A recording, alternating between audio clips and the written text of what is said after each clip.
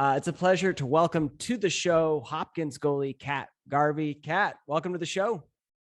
Thanks for having me. I really appreciate it. Yeah, absolutely. This is going to be tons of fun. Well, I always like to start with the story of you jumping into goal for the very first time. Do you remember that? So yes and no. I feel like it was very long ago. It was, I think, third grade. Wow. My whole soccer team decided that we were going to try out lacrosse as like a little off-season training. And I actually played goalie in soccer. And I remember one of our early games, they're like, "You play goalie in soccer, we'll just throw you in cage in lacrosse." And I don't know, it was a little different. Soccer goalie and lacrosse goalie, pretty different positions, but kind of the same mindset and same idea. And I guess I liked it enough to stick to it. And here I am, however many years later, still doing it. Yeah, that's awesome. The whole soccer team's like, we're going out for lacrosse. Try something new. I would say that being a soccer goalie, it probably taught you about positioning, right? Because I feel like angles and positioning is very important for a soccer goalie, also very important for a lacrosse goalie. Were there other elements that you learned or that you took from your soccer goalie experience into lacrosse goalie?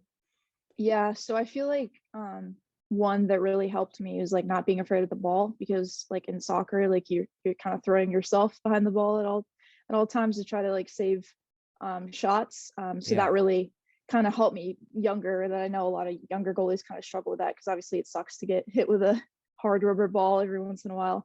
I think another thing that it helped with was like later on, I guess, was communication. Because in soccer goal, you have to direct your defenses a lot and you're always having to talk. And I feel like that kind of helped me become more comfortable with that as I kind of grew and developed as a lacrosse goalie. Yeah. Interesting. It probably helped with your mental game too. I mean, getting scored on in soccer is like even more devastating than lacrosse. So lacrosse, you're going to get Yeah. scored on 15 times a game, let's say. Or maybe less, maybe more. But as a soccer goalie, I mean, you give up 2 or 3 goals and that's a poor performance. You know what I mean? Yeah. It definitely like put it in perspective for me, I guess. Like when I was younger, like going into lacrosse, letting in a goal from like going from soccer is like, dang it. But now I guess it kind of lightens up the pressure knowing that like you can, I guess, have some mistakes and your team can still rebound. Yeah.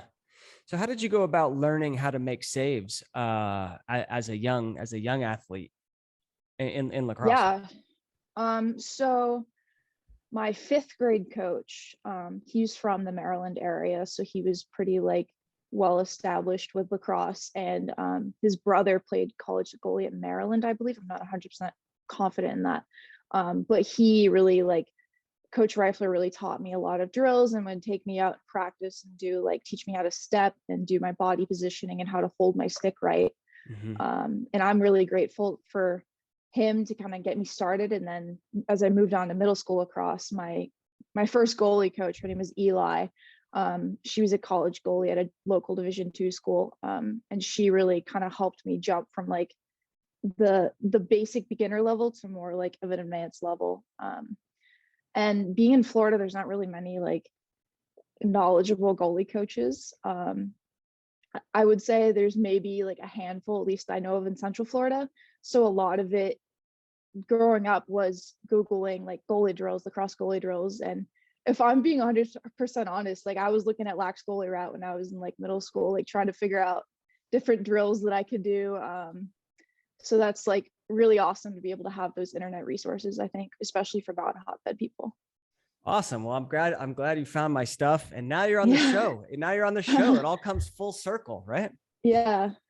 That's great. Yeah, well that's the whole idea with my site is that like I know exactly, I mean growing up in California in the Bay Area, like I know exactly what it's like not to have good training, good goalie training or even access to resources. And it's growing. Like it is growing tremendously. So to say that like it's not, just there's a lot of great goalie coaches now in the Bay Area. I'm sure there's great ones in Florida. Like there's great coaches all over, but there's still a lot of kids that need those resources. And so that's what I'm all about. And that's what we're doing right here, creating a great resource. What was it specifically that you learned that took your game from like that level just to the next level? Was it something specific? I honestly think it was like specialized goalie training from an actual goalie. Mm-hmm. Um, like doing like real legit goalie drills and having real feedback from someone who had experienced that goalie position.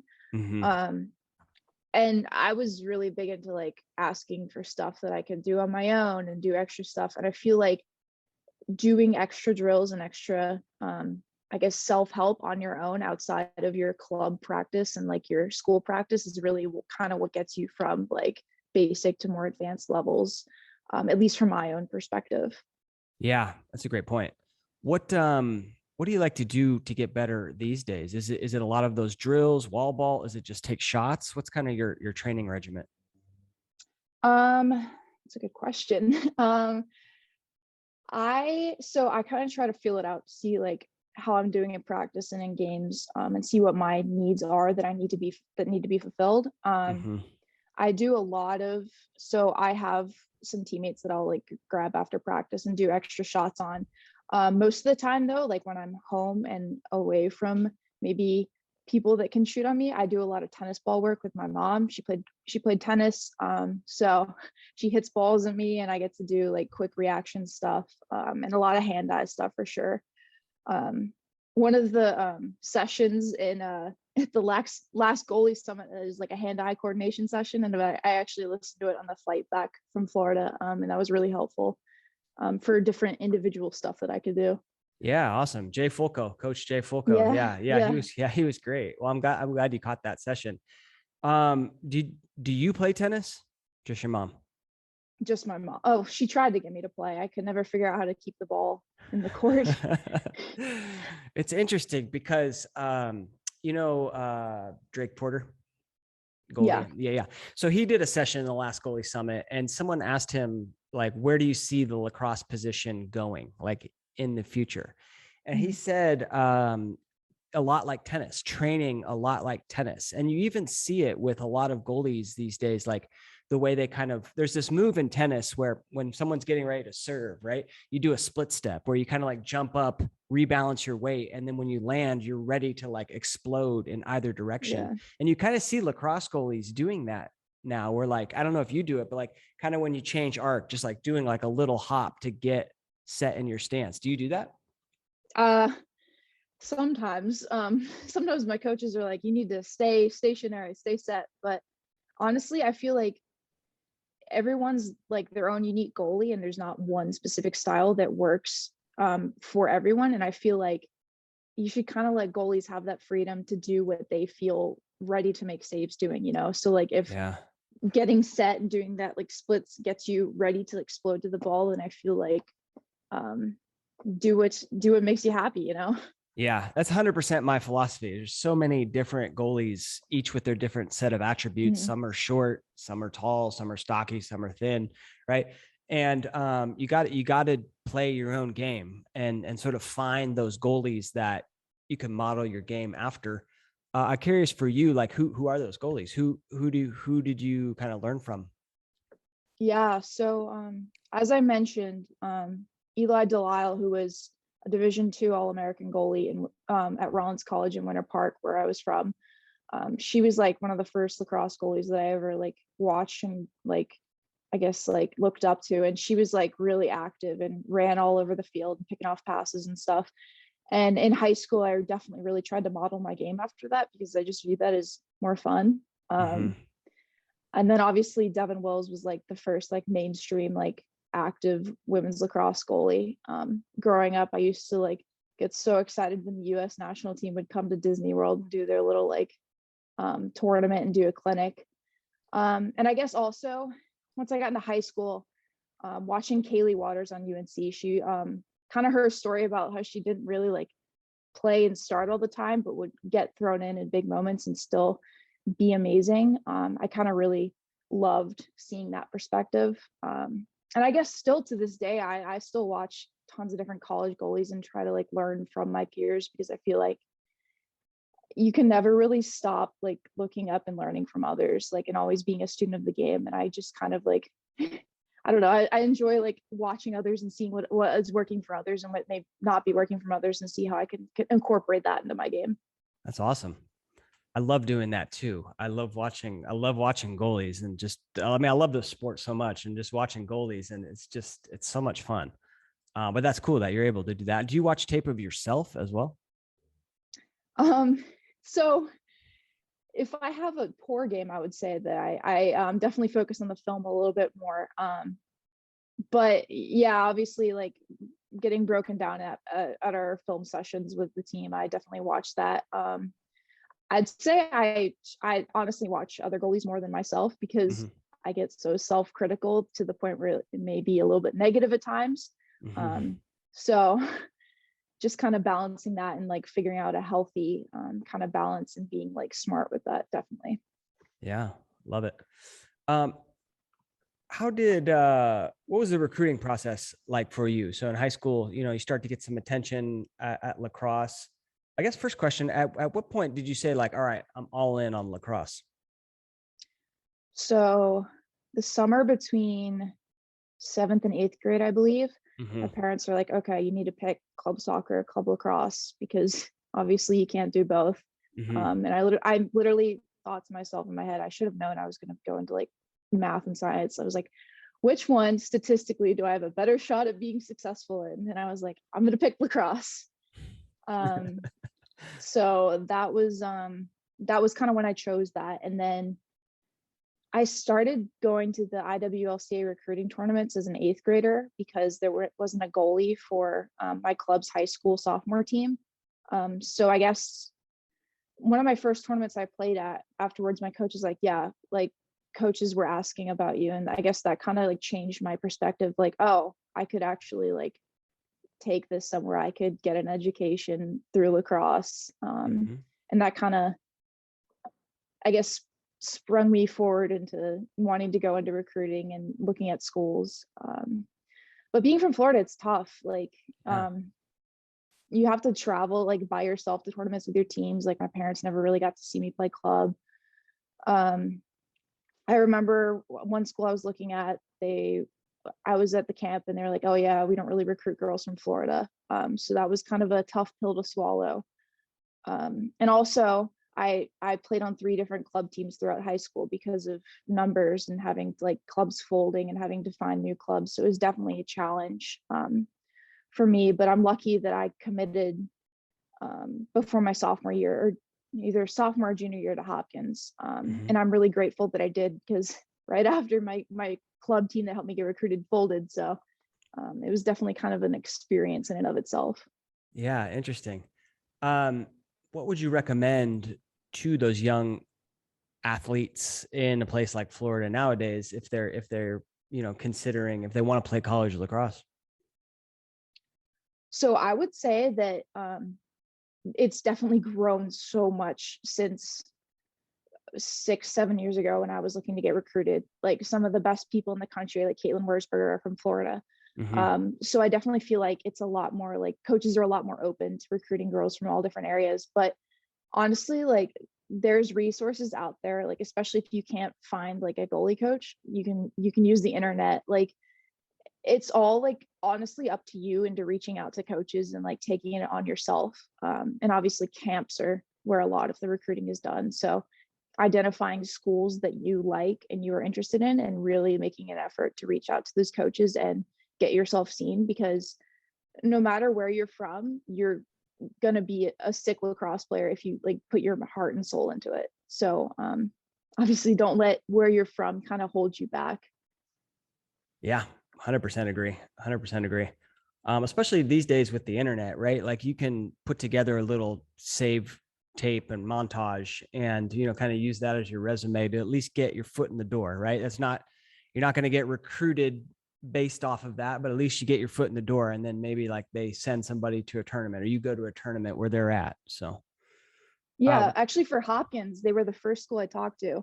And that was because I sent Janine Tucker, the head coach, an email with my highlight video, and she happened to watch it. And I guess the rest is history. I got to talk to her, and I think that was cool that she actually took the time and effort to watch the video I sent her, and that actually sparked her interest. So That but is then you can get cool. a little media work in, making your own highlight videos. So Yeah. yeah, definitely. Yeah. And did you make that video? Like, did you edit it and everything? Yeah, I did it on iMovie on my laptop. Yeah. That's what I like. Yeah. Yeah. And even like, if you're a young kid, like creating, if you don't have an Instagram, like creating a lacrosse goalie Instagram Mhm. and just putting little clips and videos of you is a really important thing, I think, nowadays. Yeah, Uh, 100%. I see so many young goalies doing that, and that wasn't really a thing back when like I was getting recruited, but I think that's right. so cool that you can use social media to kind of build your brand and get your name out there. Yeah. One kid just emailed me. I think he's like 9 or 10. And he created an Instagram account and it's Lax Goalie Rat Jr. And he wanted, he wanted to make sure I was okay with that. I'm like, yeah, man, go for it. That's awesome. That is awesome. So I'm gonna shout him out. Make sure people follow him. What was it for you about Hopkins that was so intriguing? I honestly think it was the family atmosphere of the team. I remember on my first visit, like all the girls wanted to like get to know me and were asking me questions, and I felt like really welcomed in. Um, Not that other schools didn't have that, but I just felt like it's like an instant connection with all of these girls, many of which I was so young that they wouldn't have even been my teammates, but the culture was so strong that that permeates through each class. And also CT, she's like a second mom. My family felt comfortable, like I guess leaving me with her because she like has so much experience and is such a great human being. And I guess the last thing that kind of got me into Hopkins was the academics. Yeah, I'm a grad student right now studying epidemiology, and the School of Public Health is definitely like the best one in the country. So getting into a school that kind of gets your foot in the door for a future career was really important for me in my recruiting process. of course. Of course. That's a huge, I mean, let's be honest, not everyone's going to play, like very small percentage of people go on to play professional lacrosse. And even Yeah. if you do, like the financial state of the situation is you're probably working, probably doing something else as well. Yeah. So yeah, the education's a huge factor. Epidemiology, what is that? Something to do with the skin? That's people always say that. It's actually the study of the spread and transmission of disease. Well, that's very fitting Yeah. Yeah. for the times. Yeah. Interesting. Okay. Yeah, it's really interesting. A lot more math than I anticipated initially going into it, but kind of working hard and getting through it. So yeah. Awesome. Awesome. So you're entering, I guess, your final season, final lacrosse season. Yeah. Yeah. Um, Yeah. how's the squad looking? We're a pretty young team this year. Mm, In all honesty, I think on offense we're definitely looking at a lot of fresh faces. Thankfully, our defense, we have two stalwart defenders back that I love leaning on. They've been with me through the past 3 years. And then, yeah, our middies are looking really fast. So I'm really excited to see. I think this is going to be a whole new brand of Hopkins lacrosse that we're going to see on the field this year. hmm So I'm looking forward to seeing how it goes. Awesome. I can't wait to watch. I've never been more excited about an upcoming season than I am this one for a variety of reasons, but it's going to be so much fun. So I'll be watching. I'll be watching. I was going to ask you, last season, Big Ten goaltender of the year. Congratulations. It's awesome, right? Thanks. Do you feel a sense of pressure coming into this season now, knowing that like, I had this great season. I've got to replicate it, if not surpass it. Do you feel a sense of pressure or no? So I've thought about that a lot. I guess the answer is, I guess, yes and no. Yes, because like obviously like you don't want to like fall down after like going in like an upwards trajectory, but Mm-hmm. also like each season is its own individual like unit. Last season was kind of a little bit different because it was COVID, completely different team. We had a total veteran defense. Yeah. This year I'm kind of going into it as like making the most of like every game and every moment because it being my last year, I just kind of want to have fun at this point and kind of do it like for the girls, and it's our coach's last year as well. So I'm just out there to kind of have fun this year, try to like loosen it up and not put so much pressure on myself to be the best again, I guess. Nice. The Last Dance. Yeah. The Last Dance. All right, we have to do a little Netflix documentary at Hopkins program. Did you see the Michael Jordan one? So I haven't You actually. haven't seen that? Oh, it's really good. Yeah, It's really good. Okay. Put that on your Netflix list to watch. I will. But that's a great attitude. I love that. Yeah. I mean, ironically, you know, when you focus on having fun and just being in the moment, like as goalies, you're loose. And when you're loose, like you play a lot better. So I think that's a good attitude to go into it. I also like what you said there about each season, like being its own, I forget the exact word you said, but like its own animal. It's so interesting because yeah, it really is. Now, as I think back to my years of playing college lacrosse, like every season was different, whether it's like, you know, the dynamic of the team, like some of the underlying themes and just, it's just so interesting now, like each season is this unique beast and you got to approach it that way. All right. What about, you know, what are you doing right now? Over the summer, did you do some camps? Were you like taking shots, doing some drills? Like, how did you prep for this season? So I actually took a little bit of a break from lacrosse over the summer. I didn't touch my stick for about 2 to 3 weeks just because like college lacrosse is such a grind. And I think it's really healthy to set that, like, I guess, time away in order to not get burnt out, especially if you want to play like in the long run and make it all the way through May. But I really try to focus on coaching a lot this summer because I feel like coaching and like developing fundamentals in youth players and young girls really kind of helps you like remind yourself like the fundamentals. And like I getting to demo for those goalies, like it really kind of helps you break down and from like all the fancy stuff that you add on like as an elite level athlete to really get down to the nitty gritty and the basics of the position. And I feel like that has kind of helped me throughout the years over the summers for sure. And then also, as I said, like the tennis ball work with my mom. One of my favorite drills to do is actually I have like an 8-pound sledgehammer that I do as like a weighted resistance, and I'll like try to like build strength and build that quick speed using that sledgehammer. But yeah, I mean, obviously it's important to keep a healthy mental state about lacrosse and then not Yeah. necessarily blow yourself out every like opportunity you have. It's obviously tough in Florida because there's not as many shooters. So kind of have to be creative in your own ways for getting better. Yeah.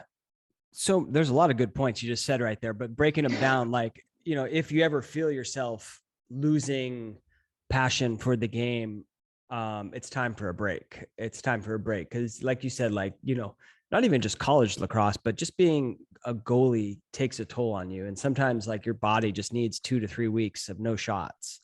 Mm-hmm. So that's a very important point. And then I love what you said there about like coaching, because you're right. Like in order to coach, you have to understand something at this like whole. In order to explain something, you have to understand it at this like deeper level. Yeah. And I say this to kids all the time too. Like even when we talk about like the mental game, right? It's like it's really hard to coach yourself.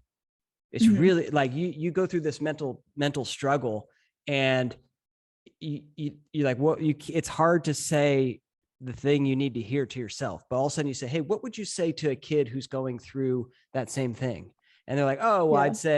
I'd say just be relaxed, focus on the next shot.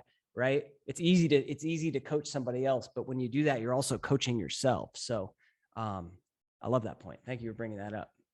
Gets me fired up. um well, cool. Any like any unconventional things that you do to train as a goalie, or is it pretty much, you know, pretty much all things that we could probably think of?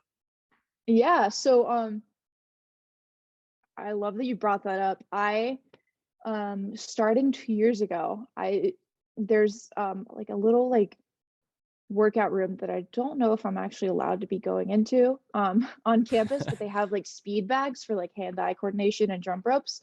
Yeah. And I discovered it, and I would go in and I would do speed boxing for like hand eye and like quick hand motions. And then I joined a boxing gym this past summer, and I did Nice. a lot of like boxing workouts and cross training to kind of like build also like cardio and also hand speed and footwork. And I feel like that has really helped me develop and grow like and get better without actually like doing lacrosse and getting burned out. Love And I it. guess like it's good finding different ways to get better while like not necessarily doing lacrosse, because I feel like that's how you can grow and stay fresh as long as you can.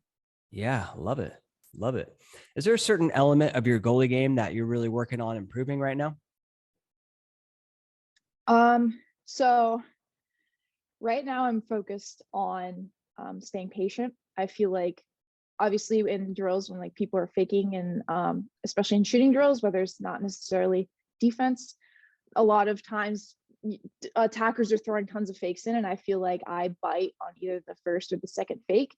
Mm, So I catch myself like even today in practice where I was like, okay, stay patient, stay ready, yeah. stay focused, and not necessarily like jumping on the first fake, because that can get you out of position really quickly. Yeah. Patience is a huge thing, not just on fakes too, because sometimes you see goalies like, they don't really like pick up where the ball's going. They just know like I gotta move. Is when they shoot, like Mm-hmm. I gotta go. I gotta move. And Mm-hmm. so like they'll go just the wrong way, or like you get that double move. And just if you can teach yourself and train yourself, just like wait that extra fraction of a second and be confident in the fact that once I pick it up, I can explode to it. I think you make more saves over time. For the outside shots. On the inside shots, sometimes you got to do that, read them and beat them and go. So awesome. What about like, did you ever go through a stretch of rough games or like a slump? And if you did, like, how did you dig yourself out of that? Yeah, so two games in particular come to mind are our two Michigan games that we had this past season. For whatever reason, I just wasn't really seeing the ball very well in those games. And I remember at halftime of both those games, I wasn't really like, I was kind of behind in like the stats of like save percentage, and we were still winning, I believe, but it was a closer game than it should have been. And I remember I'd be like, okay, so that happened. Not really doing our best right now, but I really try to focus on like positive self-talk and if I do have a negative thought, just shutting that down immediately. So one thing I have is like this trigger phrase that I always tell myself. I'm like, see the ball, and I take a deep breath in, and I say attack the ball, and I take a deep breath out. And I feel like controlling that breathing kind of helps even and keep your calm mental state. I love it. I'm gonna do it right now. So it's see the ball, attack the ball. Boom. Yep. Yeah. Yeah. All Yeah. right. Yeah, that's good. Yeah, having some sort of trigger like that, some sort of reset routine is, I think, something every goalie needs. And it could be whatever you want, but like some sort of phrase, a deep breath, and even like, I don't know if you do this, but some sort of physical move as well, whether that's like checking the pipes or like tapping your helmet or something like, do you do that? No. Um, Not really. I mean, I before every game, I kind of try to stretch out a little bit in goal to try to loosen myself up and get any jitters out. Yeah. But other than that, I don't know. I'm a very mental goalie, I guess. So it's very much like keeping your calm, like taking a deep breath when you feel yourself getting a little bit worked up. I feel like that's what really kind of helps me get through those situations. Yeah. It's a tough situation when you give up, 3, 4 goals in a row. And especially when it's on some shots, you're like, man, I should have had that one. And then you give up another one. And you're like, man, I should have had that one. So is it just the breath for you, or are there some other mental mindsets or exercises that you have to kind of stay in the game? So um, when I do have those moments where I can't really see the ball, when we have the ball in offense, I really try to focus on like watching the ball and getting dialed in. And sometimes I'll even have like one of my defenders like pull me aside and like kind of give it to me straight, give me a little pep talk. Mm, But honestly, like I feel like in those situations, you just gotta get back dialed into watching the ball, because when you have like a good focus and seeing the ball, then you can really do anything, in my opinion. Yeah. Yeah, that was one of my game day routines, is like when I go to class that day, I would just be carrying around a ball, right? And just, Mhm. throw it up in the blue Yeah. sky and then like catch it and just, just like have this intense focus on the ball. And I think you should do that. What you said, focusing on the ball on the other end. I think you should do that regardless of whether you're in a slump or Mhm. not. Like I would always get really nervous when I lost track of the ball. So like I was like a hawk watching that thing the entire game. But I think that's a very good tip. Very good tip. What is your talking about like being a leader? What would be your advice to a young girl, young goalie, in terms of being a leader of the team?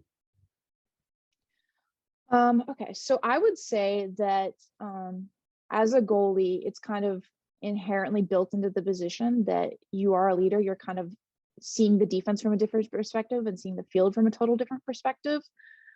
So I would say as a goalie, like the most basic thing you can do as a leader, as a goalie, is help your defense out by kind of telling them where the ball is. That's step one. Mm-hmm. And once you feel comfortable doing that, then you can kind of adjust and be like, okay, telling the girls who are on ball, like which way you want them to force the attack. And obviously, I feel like tone is very important as a goalie when you're communicating to the D, because you're not going to be in like a frantic, like, I guess, aggressive tone when their offense is really far out and moving the ball around. But you obviously want to be like more direct and more assertive when girls are coming in. And I'd say finally, like, don't be afraid to say it how it is to your defenders. Like, they want feedback from you and they want to like understand what you're seeing, because what you say to them can kind of help them improve, and that in turn helps you play better. Yeah, love it. Would you say, Kat, that you have like a very loud, assertive voice out on the field? I'd say not exactly. I actually growing up had um I'm kind of a quiet person. That's kind of my personality. I'm kind of quieter. So I had to kind of take it as, okay, I have a lacrosse alter ego where like I have a bigger personality than like maybe off the field, and kind of my volleyball coach in high school called it slash cat. So when I like enter like the field or the court in volleyball, like that was like my alter ego that like I turned into a different person. And that kind of helped me like feel more comfortable, I guess, like being more outspoken and being more like vocal and more, I guess, a more assertive leader. I love that so much. Yeah. I love that so much. It's something I've heard a couple goalies say. There's a book called The Alter Ego that I read, and it's like it's exactly that concept. It's like you have the ability to step into this other character, right? And if Mhm. you're shy, slash cat is not, right? Slash cat is loud and aggressive and has fun, Yeah. like, you know what I mean? So you can really embrace this character. Mhm. I love that so much. I think all young goalies should have, who are struggling with like a certain element, whether that's nerves or whether that's communication or something, like, create that alter ego that you can step into. And when the eye black goes on, or when you put on your socks, right? Like that's the character you are. So I love it. I love it. I saw a picture of you, on Instagram. You got the good sweats tucked into the socks look. I'm a big fan of that look. Sweeping the Yeah. storm, right? Or sweeping the goal, sweeping the really hot right now. I when it's cold out in those February May games, you gotta kind of layer up. Yeah. But obviously, like when it's hot out, like I don't know, like I feel like shorts are the way you gotta go when it's super hot, because I'd rather be like comfortable and loose than like sweating my butt off like in Yeah. cage, Yeah. you know? I tried to always wear sweats unless yeah, it was like a summer game during the day. And in which Mhm. case, yeah, you got to go shorts. So what about your stick setup? What are you using these days? I use an STX Eclipse 2 head. And then I actually just changed shafts. I think I have, is it called like the side tie or whatever? Side I tie, don't, yeah. maybe. I use a goalie length shaft. I kind of like prefer the longer shaft being a taller goalie, for that extra length for chasing out wide shots or picking off passes. I just kind of feel more confident. I've always played with a longer shaft. I know a lot of people use tack length, but I'm just used to the goalie length, and I figured I might as well keep it consistent in the last year. I also use 12 diamond mesh, East Coast mesh. I feel like that's what I feel most confident using. And once you get like a confident stringing setup, you definitely want to stay using that. Yeah. And do you string up your own heads, or do you have someone else do it for you? So my goalie coach from when I was in high school, I send my strings down to him. His name is Tori. He's in Orlando. He's a great guy. He really kind of helped me develop my clearing game, kind of in high school, and that's really translated to college. And I guess that also is tied to how he strings his sticks. So Nice. he also strung me up a rain stick this year, so I'm really excited to try that out with some wax mesh. So I'm kind of interested to see how that turns out. Oh, nice.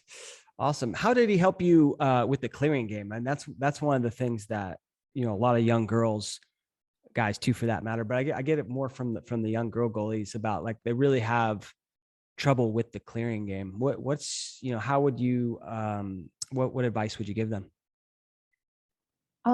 So what he used to do with me after all of our individual sessions is he would get a trash can out in the field and he would just stick it out, and he would have me throw clears and to get them to land into the trash can. So work on my, like, I guess my accuracy, and also being able to like lead people and lead over defenders.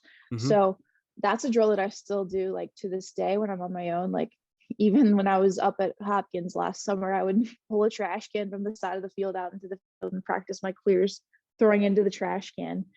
And that's honestly helped my clearing game so much, because it's helped me get more air under the ball to be able to throw it farther, and also feel more confident that I know the pass is going to go where I want it to go.